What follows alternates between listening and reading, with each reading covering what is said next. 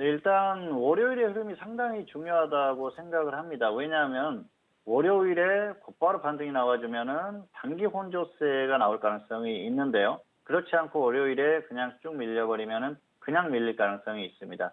자, 현재 상태에서는 그냥 밀리느냐 아니면은 혼조세 후에 밀리느냐 이 정도의 싸움으로 볼 수가 있을 것 같습니다. 반등이 나온다고 하더라도 급등이 나오거나 반등의 크기가 크거나 그럴 가능성은 떨어집니다. 결과적으로는 다시 소폭 반등이 나오더라도 그냥 밀릴 가능성이 상당히 높다는 것이죠. 현재는 그렇게 볼 수밖에 없을 것 같고요. 그동안 계속 강조를 드렸었지 않습니까? 2050선 그리고 2000선이 깨졌을 때는 정말 조심하자 말씀을 드렸는데요. 2000선이 결국은 깨졌어요. 그리고 오늘 장중에 회복을 했다가 결국은 밀리면서 끝났습니다. 더군다나 상황 자체가 여러 가지로 좋지를 않습니다. 오늘 코스피에서 외국인들이 5천억 이상 매도를 했는데요. 5월 이후에 굉장히 오랜만에 이렇게 크게 매도를 했어요. 의미가 있는 것이죠. 그리고 장중에 선물 매도도 많이 나왔는데요. 선물 쪽에서 계속 매도하는 그런 흐름이 나오고 있습니다. 결과적으로는 수급이 바뀌었다는 것이죠. 말씀을 드렸었지 않습니까? 지수가 반등하면 수급이 전환되고 외국인들이 매도세로 전환될 가능성이 상당히 높다고 말씀드렸는데요. 그동안은 선물 쪽에 수급이 전환됐는데 이제 코스피 쪽에서도 수급이 전환될 가능성이 상당히 높아졌습니다. 그리고 외국인들이 한국 시장을 바라보는 시선 자체가 안정적으로 볼 수 없는 그런 흐름이 됐어요. 최소한 8월 한 달간은 상당한 불안감을 갖고 볼 수밖에 없겠죠.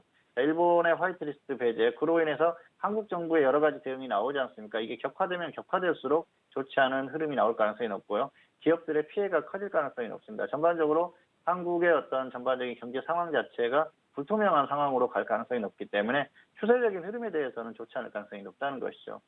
자연스럽게 한국의 어떤 경제 흐름 자체가 좋지 않은 흐름으로 가고 있는 상황에서 일본에서 기름을 부었다 그렇게 보시면 될 것 같습니다.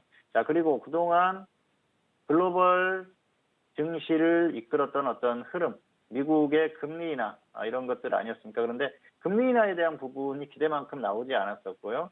그리고 또 트럼프 대통령의 뭐 여러 가지 발언이나 이런 것들로 시장이 불안감을 느낄 수 있는 요인들이 계속 만들어지고 있어요. 그렇다 보면은 역시 미국 시장도 이제 어느 정도 한계에 온 그런 상황이 될 수가 있고요. 그리고 글로벌 그 증시의 흐름에 상당한 부담감이 안을 수 있는 그런 요인들이 많이 발생을 하고 있습니다. 특히 한국 시장은 해외 증시에 비해서 현재 약하기 때문에 그런 부분에 있어서 더 불리하다 그렇게 보시면 될 것 같습니다. 해외 증시가 반등이 나오더라도 한국 시장은 제자리 아니면 조금씩 하락할 가능성이 높고요. 해외 증시가 좋지 않았을 때는 더 약할 가능성이 높다는 것이죠.